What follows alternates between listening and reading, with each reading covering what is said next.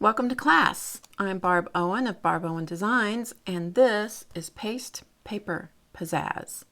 Try saying that 40 times fast, I'm telling you. Paste Paper Pizzazz, that's what we're doing today. In a previous class, I have shown you all the supplies that you need and how to get started and covered all the basics of working with paste paper. And I thought it might be fun for you to just see me just work and just play. It's more play than it is work.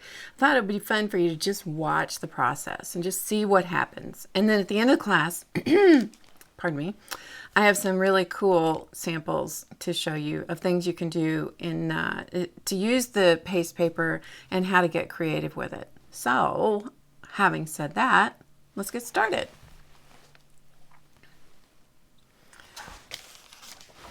I'm going to show you a couple of things that you might, additional tools, even though I showed you all the tools and things earlier in the previous class, but I thought that you might enjoy seeing how to use some of these as well. So this little package is the packaging from the Style Stix, and these are Style Stix. And there's 3 of them that came in this package. They come in different package situations, but this one had 3. And it's kind of a foamy, soft tip. You can see that it bends like that. So it's kind of a soft tip.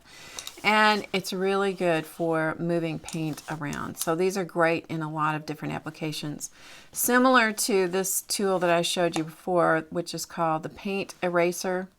I've used it so much that I've just about worn it down. But this is a harder, it's still rubber. This is a rubbery surface where this is more like a foam rubber surface. So there are 2 different kinds of tools, and great for making marks in your paint. So Style Stix and paint eraser.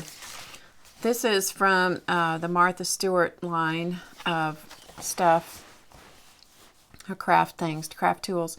And these are called the grain striping combs.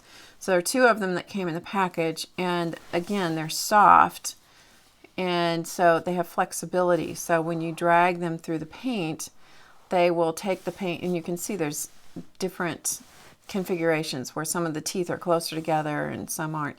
And some of them are pointy, and some of, little tiny points and so forth. So the pointy ones are going to make lines.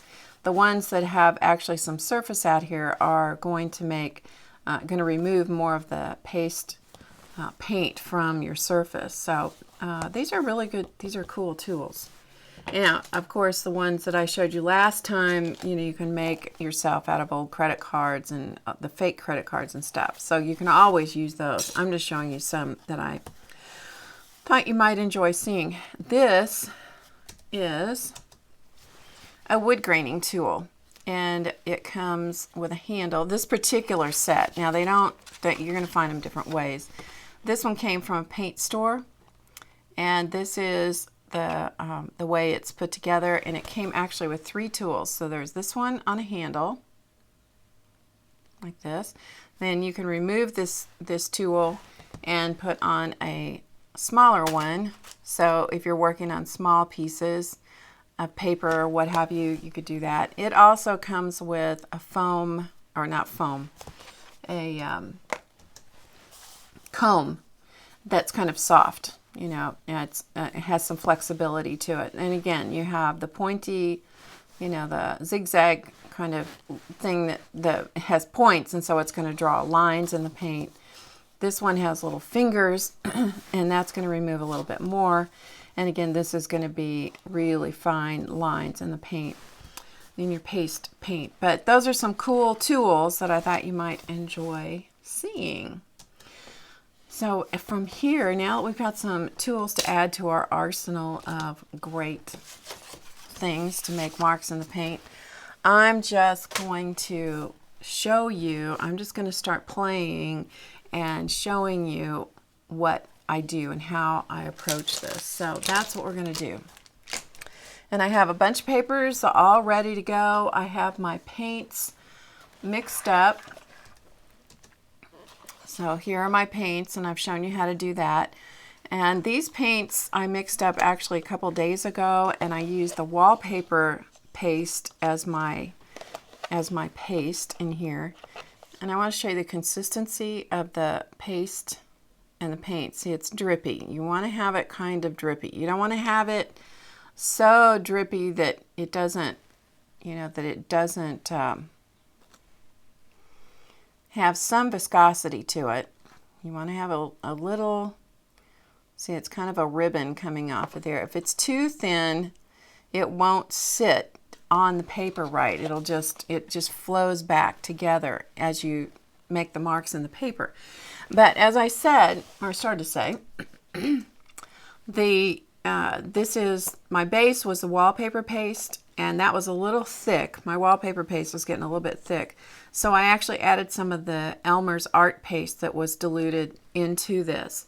And it worked fine, and I kept it with a lid on it for a couple of days. And all I did today was, to prepare for the class, was to put a little bit more of the diluted art paste in it and mix it up with a craft stir stick.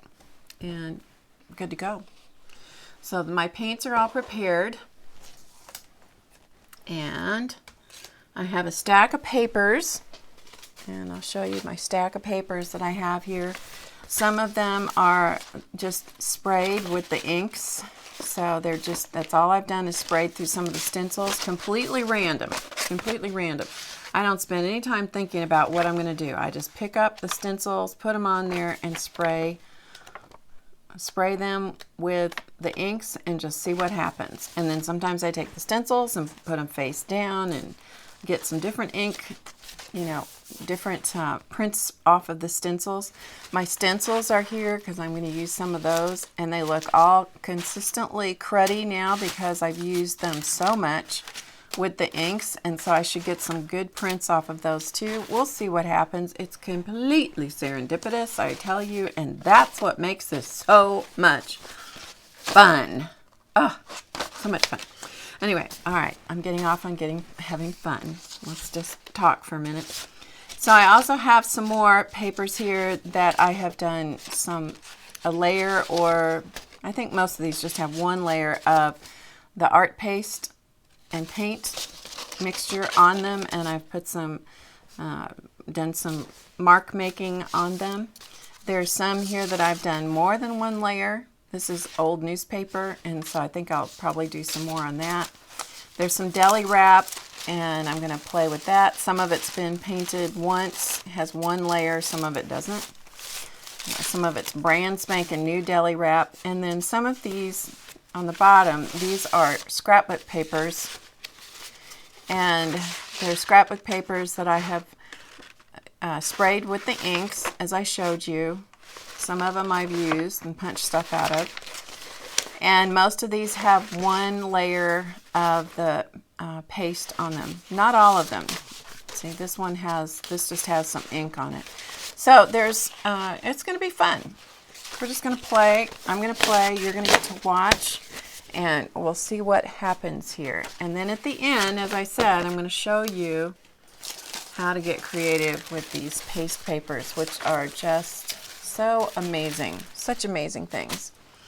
So what I'm going to be doing is I'm going to be working with however the mood strikes me. I'll be chattering along as I am trying to explain to you what my thought process is, which usually is truly non-existent during this process.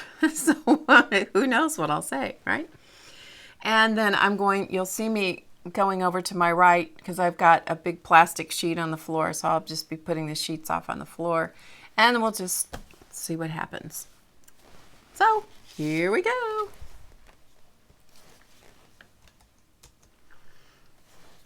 All right. So we'll start with some of the inky papers where I've sprayed through the stencils. I have some of my foam stamps here and some of my texture tools and so forth. And so I'm just going to put some paint on this. And usually I think in terms of contrast of color. So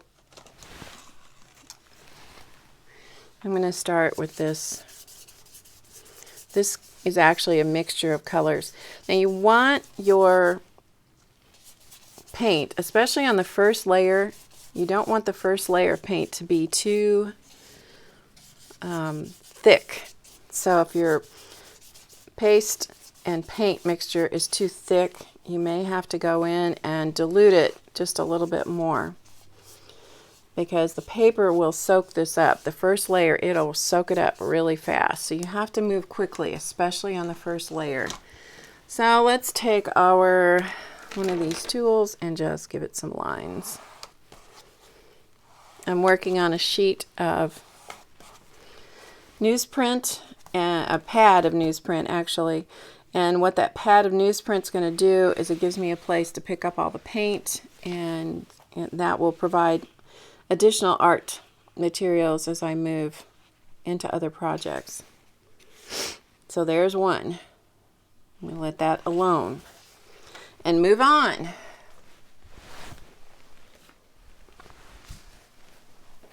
All right, moving to the next one.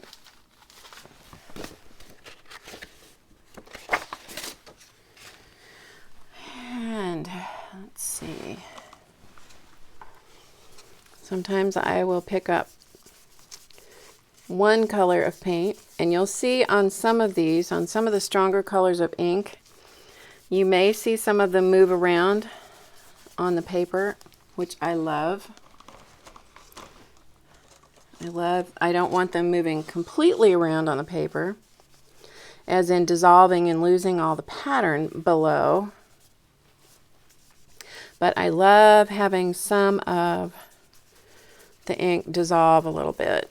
So I put a couple of colors on there. And let's see if we can get a print off of one of the stencils. Sometimes there's ink left on the stencils, and mostly the ink, and because it will reactivate with the wet paint below it, sometimes you can get a print off of the stencil itself like that. So you can see what I got.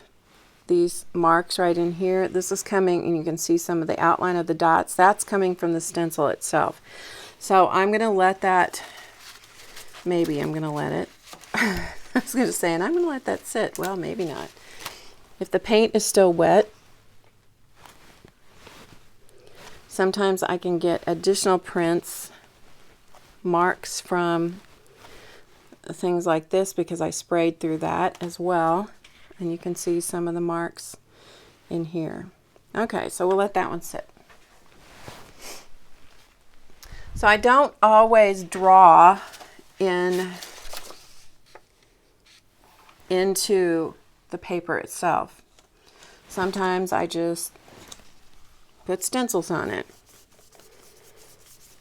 But usually I'm thinking contrast. And so if this is a really dark ink underneath that I'm starting with, I'll come over the top with something lighter in color, perhaps. And I like to have, when I'm doing this, I'm thinking in terms of well, I'm not really thinking, to tell you the truth. What I'm doing is just seeking to have lots of different resources, because I will use these in various ways down the road, and I like to have an assortment of papers and colors and texture.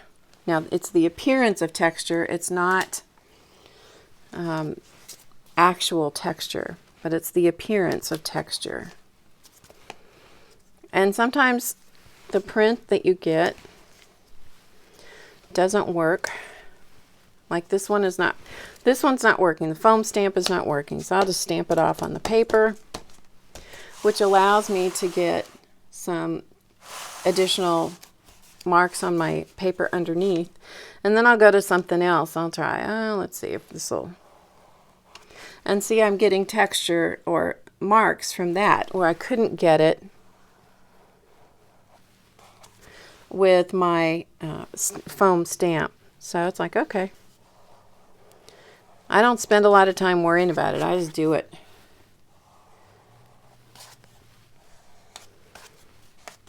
It's a very intuitive kind of process. You just do it and go for it.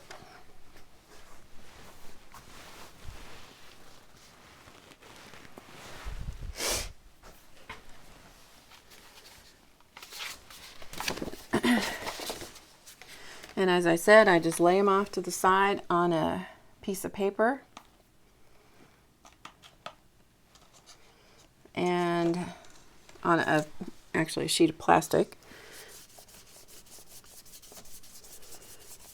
Okay, this is a bronze metallic paint that I'm using here. I think I'll just use it over the whole thing.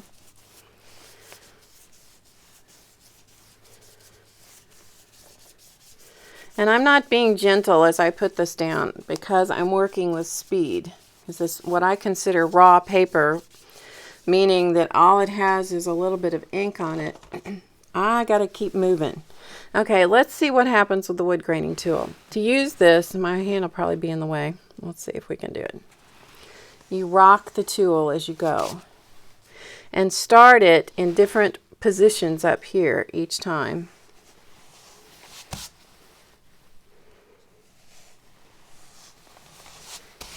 And what you get then is what looks like knot holes from wood or tree.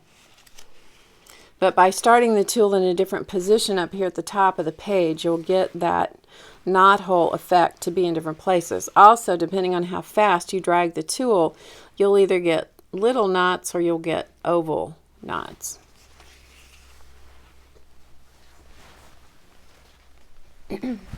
Now, be sure that you kind of clean this tool off as you're working.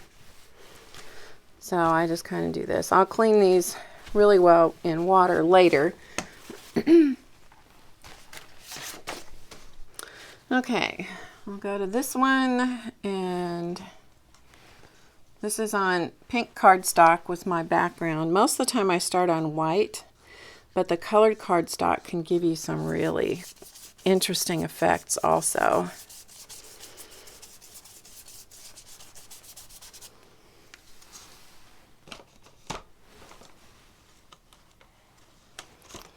So I'm going to use a couple of colors on this one. I use one foam brush in each color to try to keep the colors as uncontaminated as possible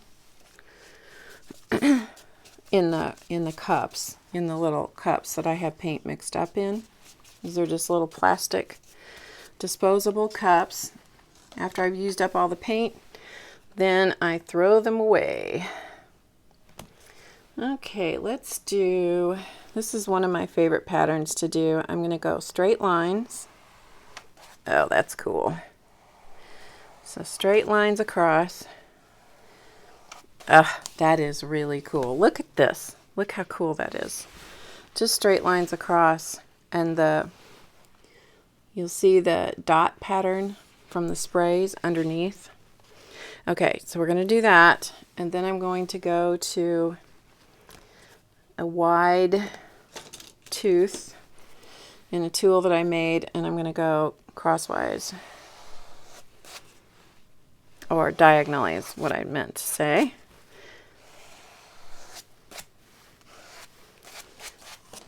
So you get kind of a diamond effect out of this one, out of that pattern. Okay.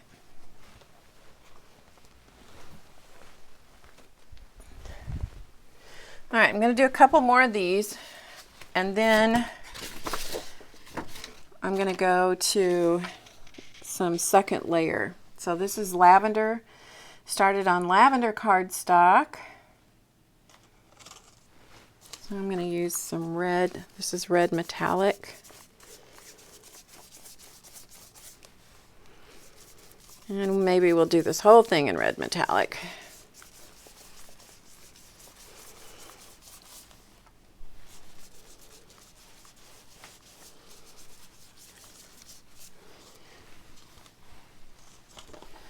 And I'm going to come over the top of it with a stencil. See what happens. My stencils are stuck together because I got ink on them. Oh well. See what happens. The coolest part of this entire process is the seeing what will happen. And if nothing happens, which looks like nothing's going to happen on this one. We'll see. Yeah, didn't pull off. Okay. Go to another one. See if you can get something from a different stencil.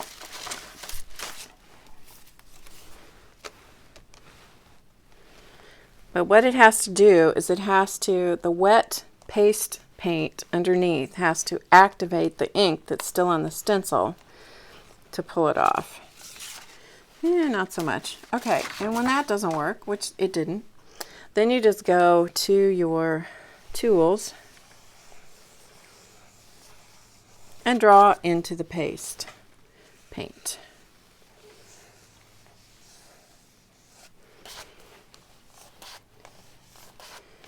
And add texture into it that way.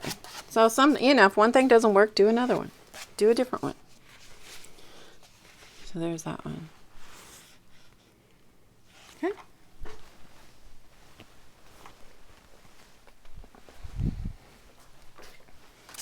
All right, let's go to this one. And this is a metallic teal color.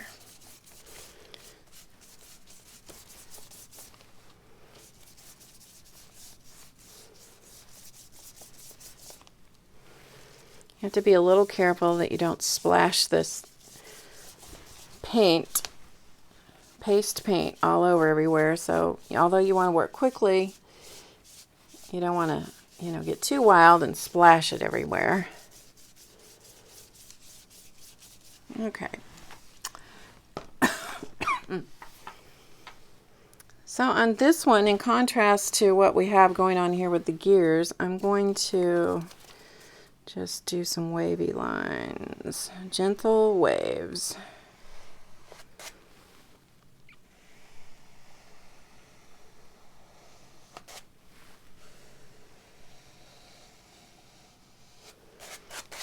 Okay, there's that one. Now you can add more to this if you want, such as, let's say we want to use this tool.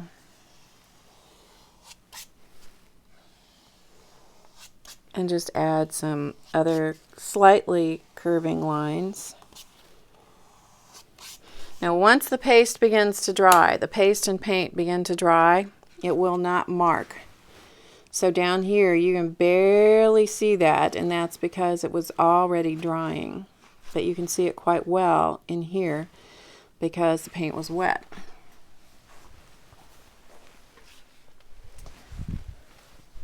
Okay, so let's move now to doing some second layers.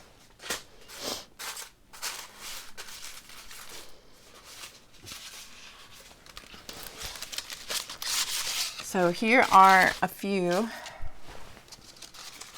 We'll start with the one on the bottom. So this one was had one layer, possibly 2 layers of paint on. I'm not entirely sure, but it doesn't matter. We're going to go for another one. Go for another layer. And I think in terms of contrast when I'm doing this. So let's go to a really contrasting color. Some of these that I do, I think that is the ugliest thing on record. That is going to be so bad. I'm going to hate that one. I know I'm going to have to put another layer of paint on that. And they'll turn out to be my favorite ones. So it's pretty interesting how that works. And then some of them I think, that's really going to be a good one. It dries. You have to wait till the point is you have to wait till it dries to see what it's going to do. And you let it dry and you go, yeah, not so much. Okay, let's see what happens using the wood graining tool on this one.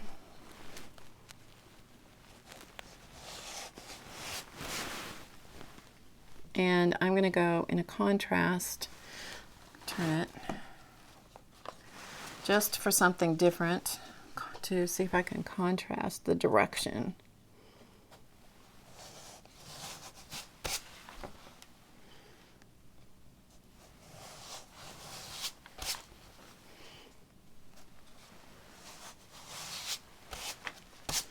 That's pretty cool, if I do say so myself. There's that. So you can see the wood graining turning out there. Okay, let's do this one. Add another layer.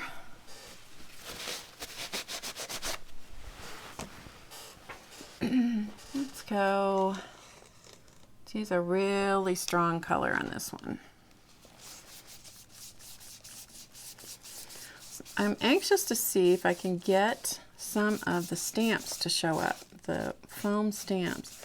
You know, they, of all the things I think that I work with in doing this process, I think are the pickier thing to use.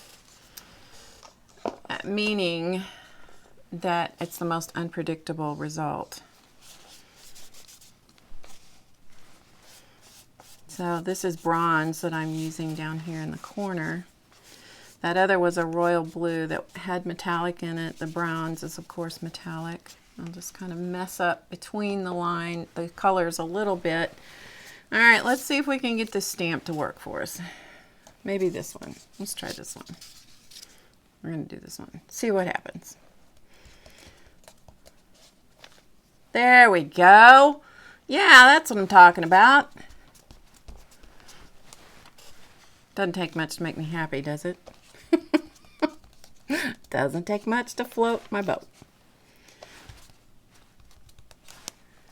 Okay, and as your stamp gets filled up with paint, just stamp it off on the paper, the background paper. And because what you're doing is picking up the paint. That's what you're after on this type of thing. Now, something else that you can use that's really cool. This is the inside. This is the plastic from adding machine tape, and it has a very cool pattern on the end. So you can turn it and stamp with it. And if you'll stamp, especially with two contrasting colors, stamp back and forth like this, you'll reveal the paint or the paper below. I wanted to see if I could get, yeah, thought maybe I could get the centers of the flowers with this. Maybe. But that gives you some pretty interesting texture using nothing more than the end of the spool that came out of the center of adding machine tape. So there's what you have. This is the end of that spool, and you can see the foam stamp. As I said, sometimes it works great, sometimes it doesn't. You just have to see. You have to be patient.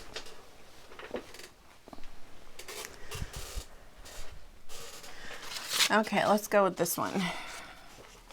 This is kind of, you can see on this one I used the foam stamp there. So that was moderately successful. All right, let's do a contrast color on top of this. So let's go with a gold.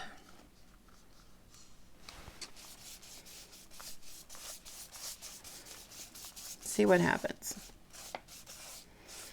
And when I do this, when I sit down to do a bunch of these, because you don't get this mess out unless you're going to do a bunch of them. At least I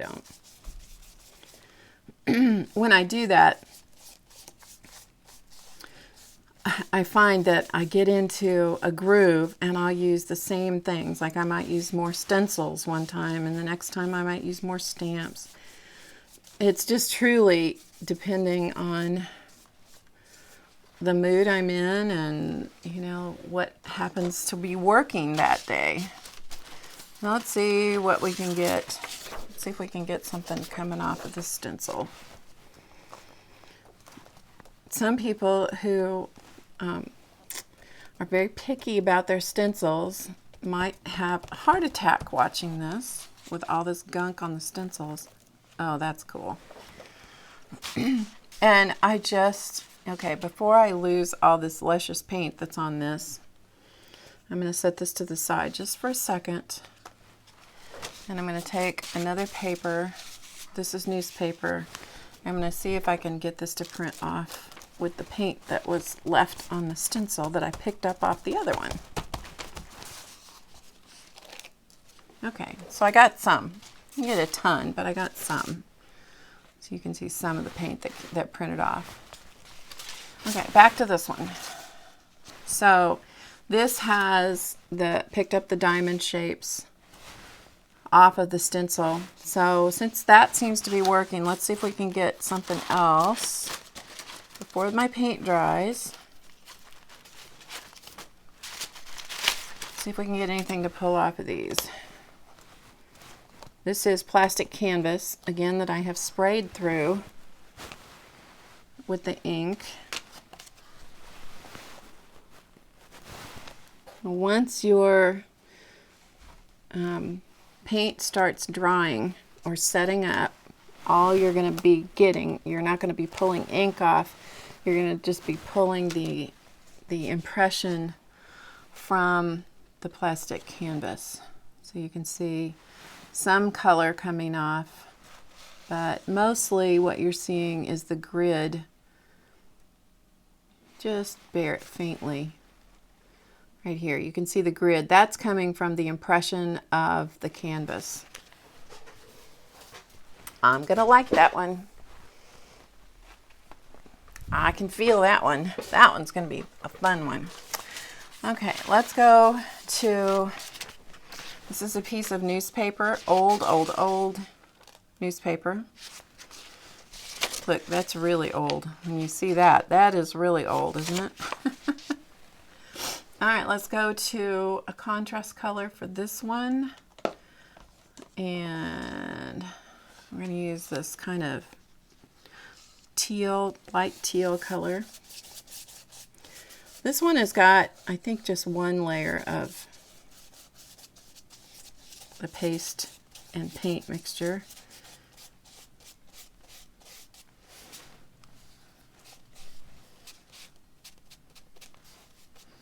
Okay, so we got one color that we've used on this one. And I'm going to turn it this way. And then I'm going to use one of my texture tools that I made myself from an old credit card. And draw this ribbon pattern.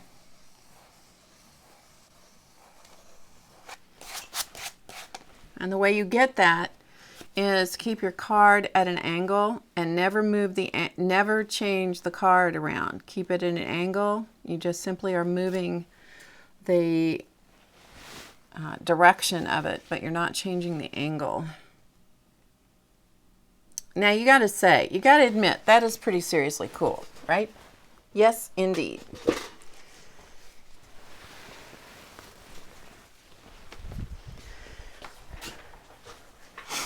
Okay, what else are we in the mood to do? Let's do this one. This is done on black cardstock, which I have to say is not my favorite thing to work off of. You can get some cool effects, but it's just not my favorite thing to work on. So let's see if we can make it into something better. I just tend to, first of all, the sprays don't show up on it. In the first layer, the spray ink doesn't show up on it, so it's just not my favorite thing, and that's not going to show because not enough contrast. So see, I have a mental block about using the black cardstock. Now watch, this will be one of my favorite papers. That's the way it works. Yeah, I don't like that. I'm not going to do that anymore. And the next thing you know, it's like, oh man, that is cool. I wonder how I did that. I got to do that one again. No, yeah. All right, so we have a combination of bronze and teal metallic. And for this one, let's just doodle into this with one of these, what did I call these? Oh, the paper's on the floor and I don't remember. Anyway, I told you in the beginning what this was. I forgot its technical name. So I'm just going to draw. Yeah, I'm going to like this. I have to eat my words on this one because I'm going to like it. But the secret is contrast. It really is contrast.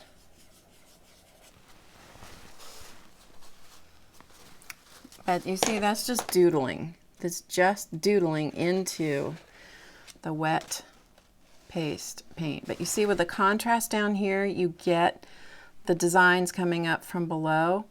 Up here at the top of it, where I used bronze, it's so much like what was underneath that you're not seeing much of any of the contrast of the design. You get a little bit of it here. So this is a semi-successful one.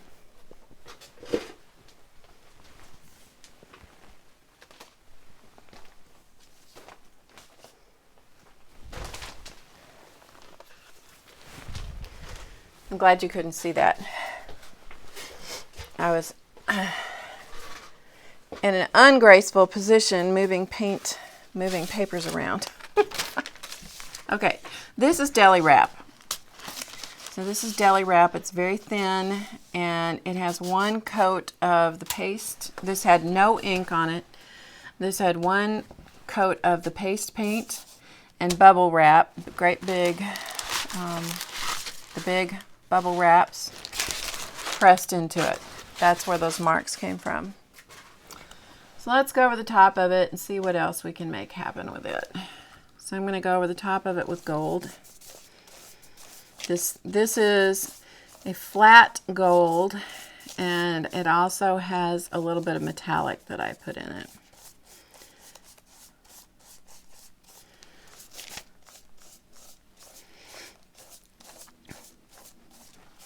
Now, the thing with Deli wrap is it's very thin. That's the good points and also the annoyance of working with Deli wrap. Because when you use it in other things, the transparency of it is wonderful. When you're working with it right here, it's thin and it's annoying as all get out. Because it wants to wrinkle on you, it wants to crunch up, it wants to just be very annoying. Okay, so what are we going to do with this one? What about, let's use a tool. Let's use one of these. See, this is what happens. I just don't think about it, just grab one. Okay, let's go this way.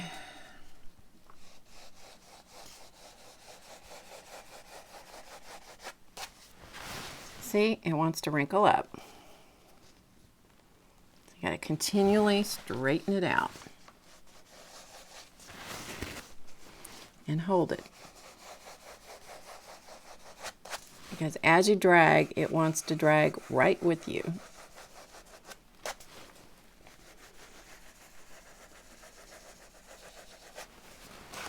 All right, that's good enough for that layer. So you can see when this dries down, you'll still see some of the spots from the bubble wrap underneath.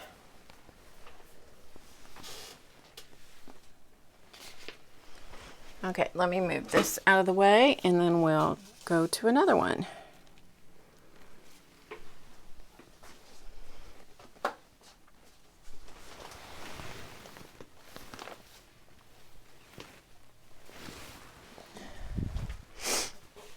Okay, another one. Maybe I should show you what the Deli wrap looks like without any stuff on it to begin with, because it comes folded, so you have this crease in it, which will go away when it gets wet. So just put some paint on it and see what happens. So this is a lavender. So we'll use some lavender and then we'll use something else with it. How about this kind of yellow-green? That could be interesting. Sometimes you'll also pick up some paints when you're working on a sheet like the newsprint pad that's below. Sometimes you'll pick up some paint from the previous thing that you did, and that's interesting as well. You know, because there's wet paint around the edges of what you just did. So that's kind of interesting to see what happens on that. The edges of the deli wrap want to start curling immediately. So over here on the side, they're quite curled up, so I'm just going to be the boss. All right, let's see what happens on this. Let's try another foam stamp. Let's see if we can get some foam stamp relief work on this. No, okay, not going to work. Got to wait for another layer for that one. So let's just draw a design. Oh, maybe we can get a, let's see if we can, by some chance, we can pull some ink off of a stencil. This one should have lots of ink on it because there's lots of surface on it. So we'll see. All right, so the deli wrap is on the back of the stencil. Oh, luscious. Luscious, can you just say that is a fabulosity? Look at that. That, my friends, is fabulous. Yes, it is. Yes, it is. Look at that. I just have to have a moment. I just have to take a moment and admire how pretty that turned out. Because what a surprise that one was.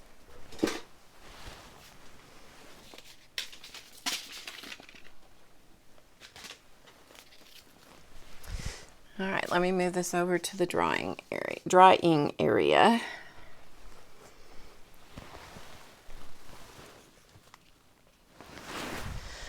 Oh, that's pretty. Okay. Nothing like being happy with your own stuff, is there? Now, just for fun, like we weren't doing stuff for fun before this, right? We're going to use, this is a scrapbook paper, and this just had leftover ink on it. This was not even sprayed on. This just was a stencil turned over on it. And I'm going to just go with,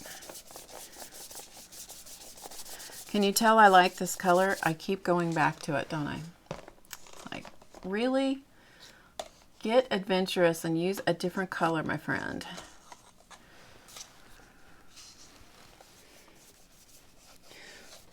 I wonder if you all talk to yourselves when you are working as well.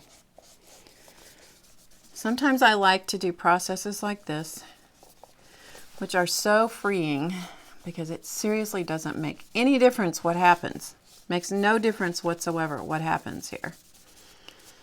And sometimes I like to do things that are very meticulous,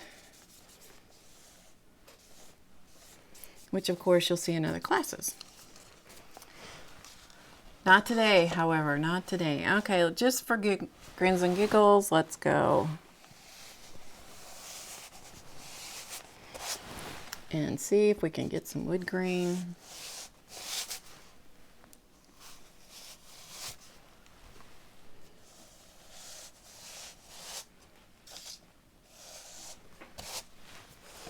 That turned out pretty well. Reasonable. Reasonable. Not a lot of contrast under there, so you can't see it terribly well. But it will show up more on the next layer. But that, you know, it's not bad.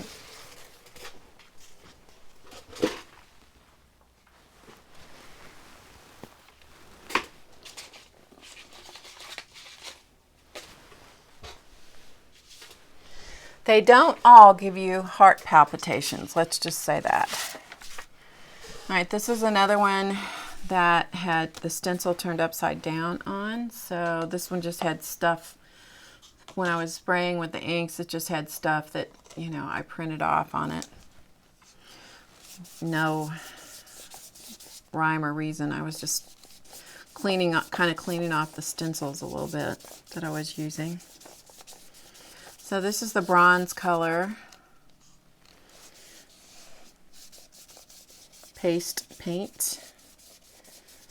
So we'll put this on. As you get increasing layers of the paste paint built up on your papers, you'll end up, the paint stays a little wet a little longer, so it gives you a little bit more time to decide what you want to do.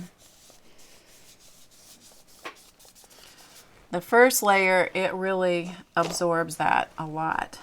All right, so let's just do something. Sometimes you just got to just get in there and just,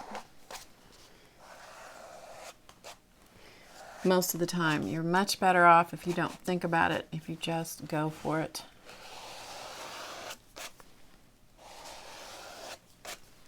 And the reason I'm doing this particular class is because I thought it might be fun for you to see exactly that you just get in there and go for it.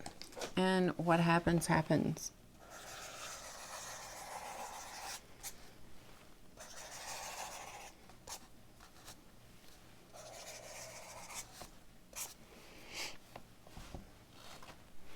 And before I decide to mess that up, I'm going to let it sit, because that can happen where you just get a little too carried away and cause yourself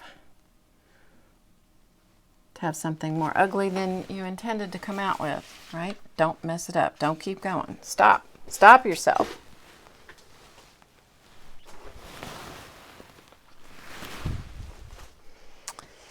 And let's do one more. Let's do, looking through my stash of papers here.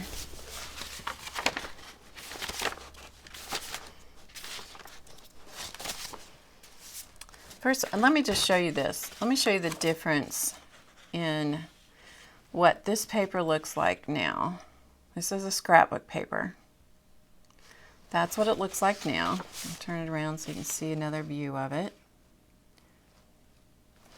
And this is what it looked like before I did anything to it. So there's before and there's after.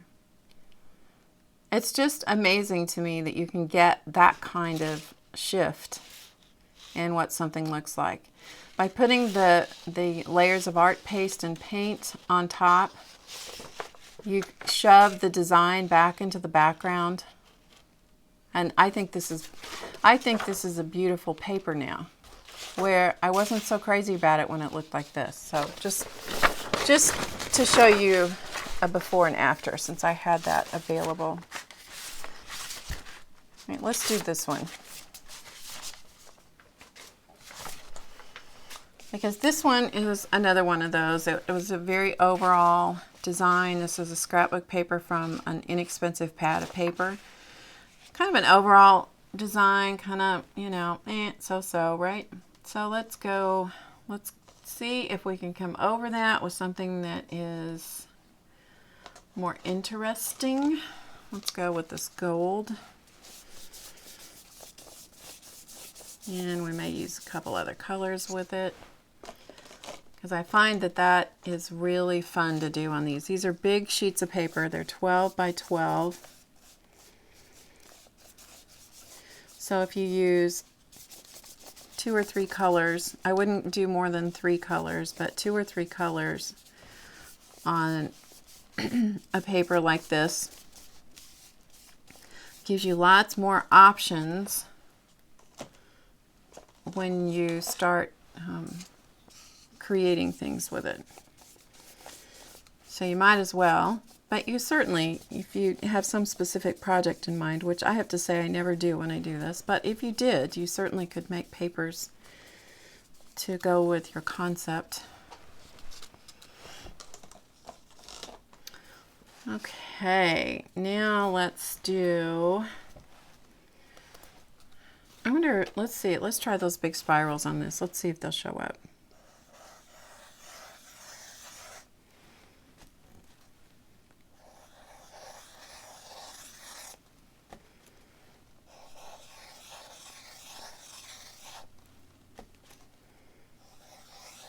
And when I'm doing spirals, I typically go both directions.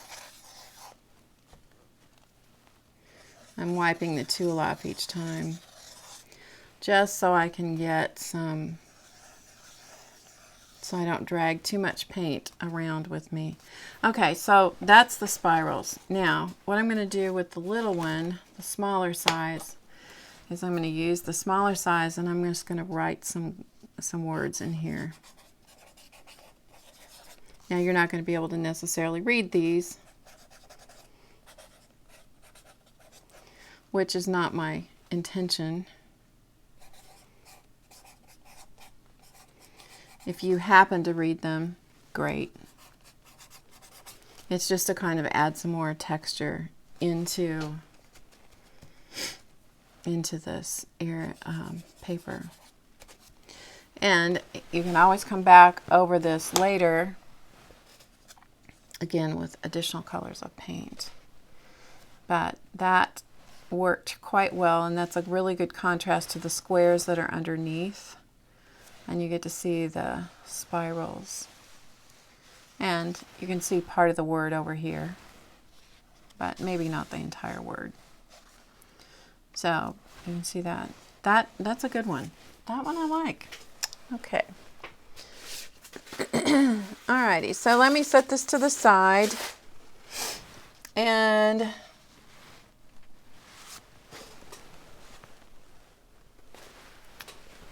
let me take some of my mess. I'm going to just fold up my paper here, which if you weren't here and I wasn't teaching the class, I would set this paper off to the side and let it dry. But since we want to just keep moving, I'm just going to fold it up. And just to make sure that I don't mess something else up, I'm going to just fold another piece on top like that. So that's what we've done so far. I've just simply made a bunch of papers, which are off on the floor. Let me show you.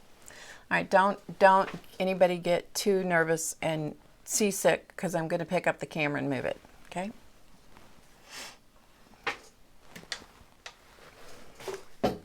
Because all I want to show you, hold on a minute.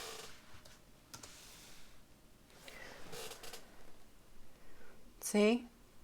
That's all the papers that we just worked. And so they're down here on plastic on the floor drying. Just so you can see that that's what we're doing. Okay? Yeah. So let me get my camera put back where we were. All right, there we go. Now, what I want to show you is what happens when the paper wrinkles up and stuff. So I have an iron here. I'm going to quickly turn it on to heat up. While that heats up, I'm going to talk to you about cleaning tools. Because your tools will get all full of paint. And so what you want to do is you want to have a container of, put some water in it. So this is just my old Scamy water container that I use all the time. And I have an old toothbrush in here, an old cruddy toothbrush that only works on stuff like this, and art stuff. And so I just drop all these tools into the water, anything I've used, so I'll check it and make sure. So this has been used, so I'll stick it in here. And these, you don't want to soak in water, you want to just wash them. Just wash them off. They'll probably stain from the paint, but at least you can get the excess paint off of them. But don't let those sit in water because those could, I think, come apart on you and you wouldn't be happy with that. Once you've bought, invested in things like that, you want to take care of them. Your other tools, any of these little bitty tools, you know, the ones that have the little tiny teeth there, those will fill up with paint. So what you do, let those soak for a little bit and then use your toothbrush and brush its teeth. I know. But you'll remember that, won't you? You'll remember that I said brush its teeth. The foam stamps now, the things like this, these big foam stamps, I don't worry about those. I just let that, for those, the more paint that builds up on them, the better I like them, so I don't worry about those. Things like this, just check out and see if you've obscured any of the holes, if any of those have filled in with paint. If they have, then you want to stick those in and clean them with a toothbrush. But now things like this. Now this is one of the fake credit cards. Okay, this is one of those ones that they send you. It's made out of cardboard. Don't put that in the water and soak it, because if you do, it will dissolve. So because it's cardboard, I don't even worry about cleaning those, to tell you the truth. All right, so clean up your tools.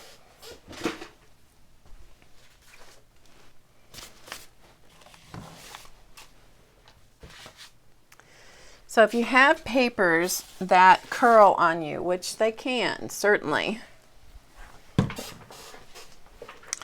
then what I do to flatten them back out is, this is an ironing surface that I have. This is you can use your regular ironing board or ironing surface that you have. This happens to be a board that has covered with batting, like a cotton batting, and then I have put parchment paper on top of it just to keep it so that it, so that it is protected, so I don't just totally mess up my surface. But you can see this is a couple of them that have pretty much curled up, and they're not as usable when they do that. So there's the paper. And so what I'm going to do is, this is just water, and so I just lightly mist the back of it. And this is my old cruddy iron, used only for art and fiber arts and so forth. And it has no steam, so I've set it to no steam. And then I'm going to iron the back of it. And then the paper gets really hot, so set it aside and let it fully dry and fully cool off. And if it wants to curl a little bit more, you can always hit it again. But remember now that if you have acrylic paints on the back of this, they're going to burn on the bottom of your iron and they're going to stink, so you want to be sure that you do that, and they're going to get a little fumy, so be sure you do that in a well ventilated area. And then you can see that that flattens out much nicer than it did before. So we'll do one more. Here's this one. So it's pretty curled up. So just a light misting of water and go over it. Now, if you want to paint the reverse sides of your papers, which I'm going to show you something I did in a moment, where I did exactly that. I painted the reverse sides of each one of the papers. When you do that, it's going to flatten the back side of the paper, so you don't even need to do the ironing step. But that will flatten your paper down. It's still a little bit curled, a little curled here. Let's try it, see if we can get some more of that out. Sometimes it takes a couple of pressings to get them out. But for me personally, I find that this works better than like flattening them under books and stuff. Because if I flatten them under books, sometimes they want to stick to each other. And so I don't care for that. So that's flattened out pretty well. And then I just make a stack of the papers, and here's another one that could use some pressing. I usually just kind of stack them up, but I don't put a lot of weight on them. That's just my personal preference. Some people like to put weight on them and so forth. I just don't. So that's me. All right. So now what I'm going to show you is some examples of some of the different papers, just some of the results of some of the papers that I've done. Then I'm going to show you how to get creative with these fun papers. So let's take a look at these. I'm going to give you just the paper so you can see them. So we'll take them one at a time. All right, this is a scrapbook paper. And the scrapbook paper design is back here in the background. It was a striped paper. But by the time I was finished with it, although you can still see the stripe, there's all kinds of other things going on. I think this is a gorgeous piece of paper. Here's another one, same thing. Scrapbook paper, obviously I've used part of it. It had a diagonal, or no, this was a polka dot design. This was just polka dots. And so everything else on here, aside from the polka dots, comes from the inks and the paste paper. So this one is on white cardstock. It's just white cardstock. But it has multiple layers of paint on it. See this grid back here? This grid business? I want to show you what that comes from.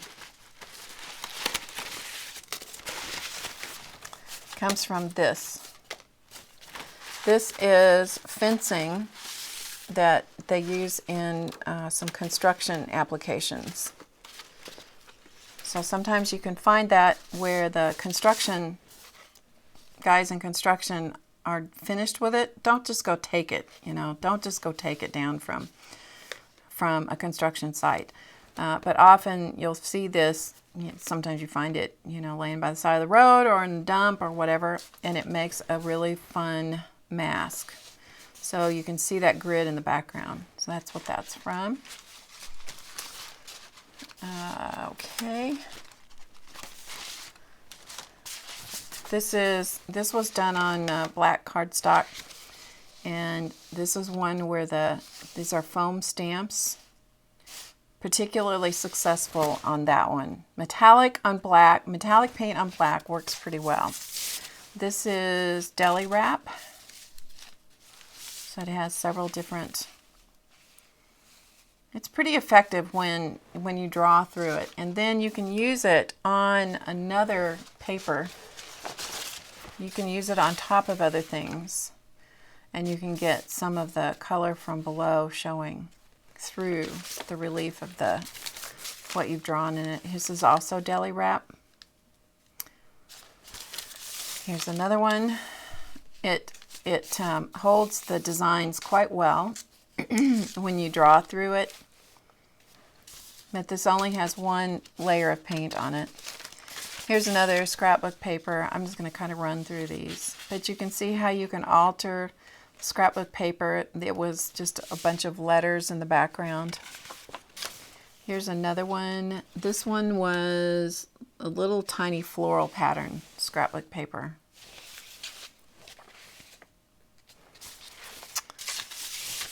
In fact, these two are the same. This pattern was the same. You can see more of it in the background here. Was the same pattern.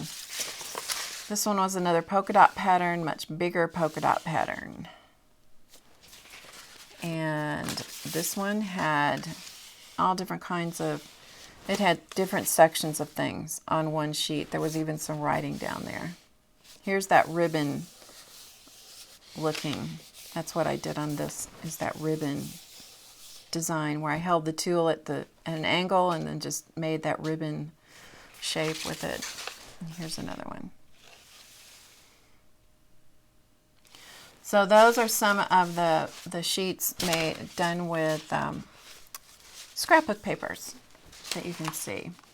Just some of the Deli wraps, because I hadn't shown you those. And so there's just a picture of what some of them, an assortment of them look like. Now I want to show you some of the things you can do to get creative with these papers after you've made them.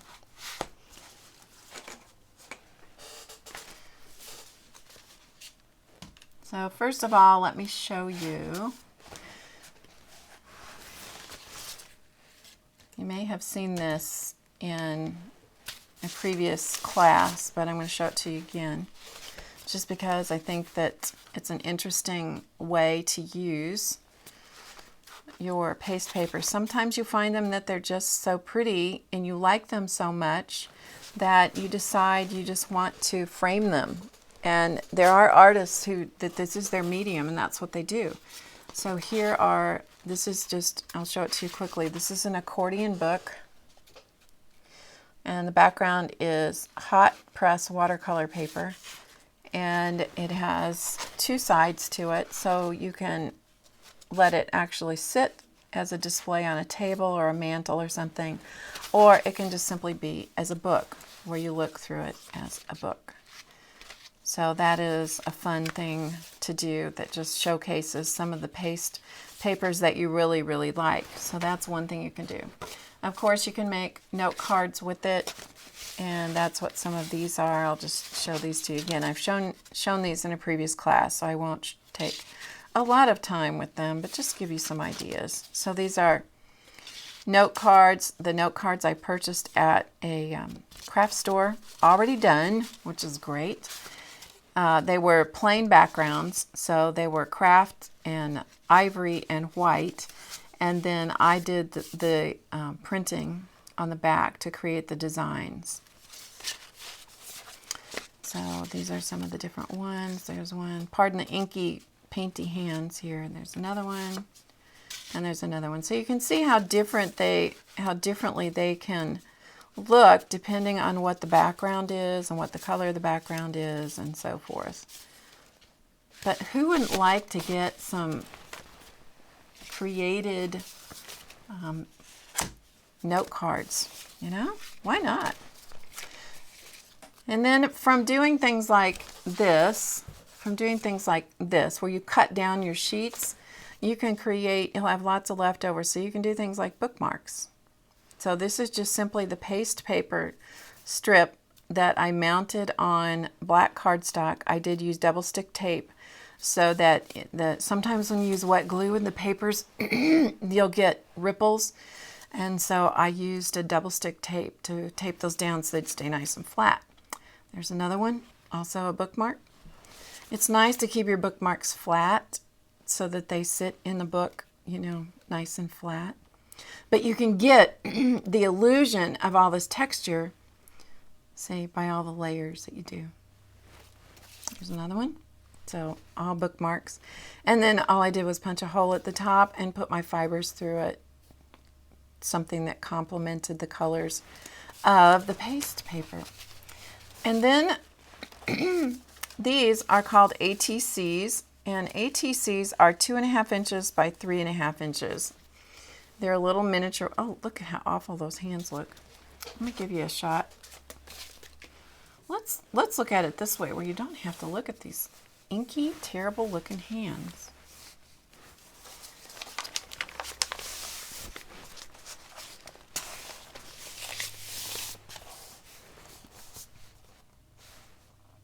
Okay, we'll look at it this way. Maybe I don't have to put my hands in there where they look so bad. Okay, now this is, the overall dimension is 2.5 by 3.5 inches. So the inside, the paste paper part is actually a little bit smaller. These are die cuts that I die cut. You could easily punch them also if you have punches. Also from some of the paste papers. But they're just little miniature works of art. ATCs are used to trade with people, or you give them to people. They're, see, I'm still getting my inky hands in here. My apologies. I don't know how to avoid it. Other than to stop and go wash my hands. I don't want to do that. There's another one. Again, everything on these is the paste paper. So the little embellishments, this to me look like a road. You know, you can make up your own stories about them, right? So these are all ATCs. So you can use every little scrap of your paper. To me, that looked like a sun. You know, the butterfly is showcased against the sun. And some of them are just abstract and fun. Some of them are just the colors go together the way I like. And sometimes I like the paper enough, like this one, that I didn't put anything on it. So that's why I did that. And then from all those little pieces that you die cut or punch, in this case die cut, you'll end up with these, you know, extra papers. And so what I did on this is I just took the extra paper and I just simply mounted it on the black cardstock and made another bookmark. And so in here you could write words, you could do all kinds of things. You could put, you know, sky is the limit. It's your use your imagination, right? You can do what you want. But from a distance, that's what the bookmark looks like. And that's just made with the leftover punch outs or the background. And so you'll end up with if you do much of the die cutting, you'll end up with a whole bunch of different spaces and shapes that you can use in other ways as well. So you can do some cool stuff with that. This piece is another expression of things I like about what I did today. So it's similar to this kind of book, only it is a lot more pages. And this is where I did both front and back of the various pages. So this is a book. This has a locker hooking binding for something different. The paper on the front is, everything in this is paste paper, everything. So the entire thing is the paste papers. And then because I painted both front and back of each of the papers, it gave me double-sided papers, double-sided pages that I could put in my book. So I'm just going to leaf through this just so you can see different ones. These were put in, I cut them into signature or folios that were this high, which is I think about 7, and it was this wide, which I think was 10, I believe, 7 by 10.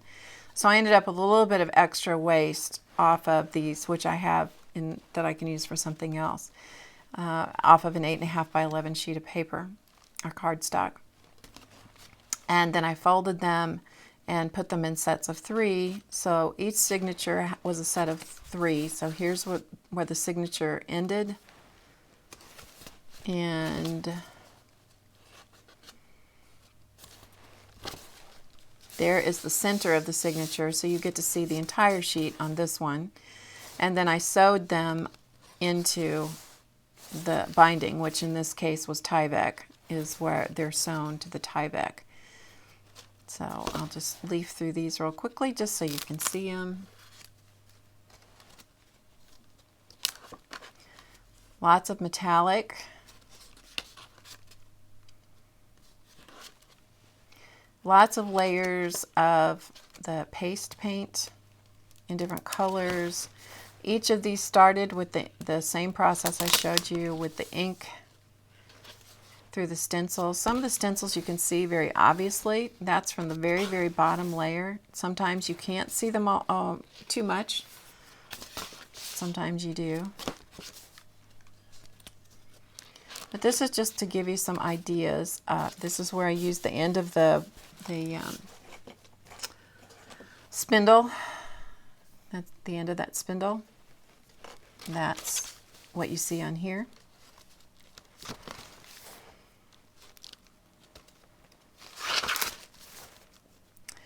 But it just gives you an idea.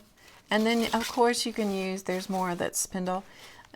Of course you can use these to mount other things on. You can use it as a photograph album. You could use it for all different kinds of things. Or you can just keep it because you like what you did. There's nothing wrong with that. That I like a lot. Some of them, you know, I look at them, I go, oh, I like that one so much. And, you know, some of it's color, some of it's design. And you'll hear some of these kind of sticking a little bit. They don't seem to really cause any damage to each other. You know, sometimes they just have a little bit of a sticky. That's a cool one. I'm particularly partial to anything that has the polka dots for whatever reason. Polka dots and spirals. I like the movement like that. That's just, you know, personal preference. This came from the stencil.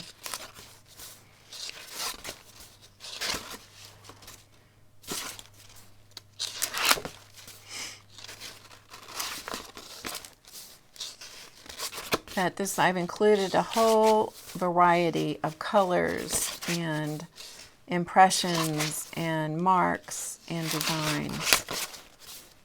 Some of them are very graphic like this. Some of them are quite subtle.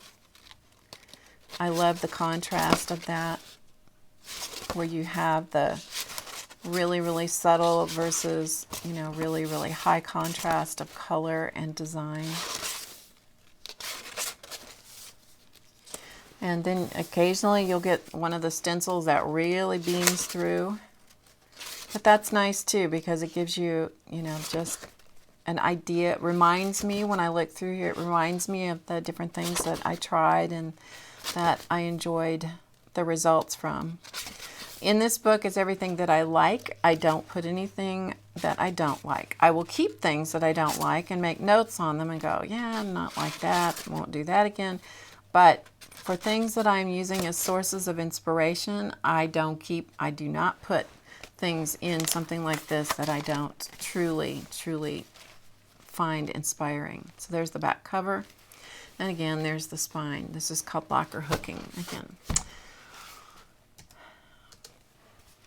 So that is Paste Paper Pizzazz. I hope you've enjoyed watching me kind of play and design and just feel my way through some of the different pieces of paper and adding additional layers and so forth, just so you can see that if you don't like something, go over it again and be sure you let it dry and take a look at it before you toss it to the side, because I bet you will find pieces and parts of what you've done that you really like. Like sometimes I'll even find, you know, enough for just, you know, an ATC on it that I like, or just enough for a bookmark or something like that. Or sometimes I like the entire sheet and I put it in a book. So I hope you've enjoyed this class. Thank you for joining me. And you will find class notes beside the video.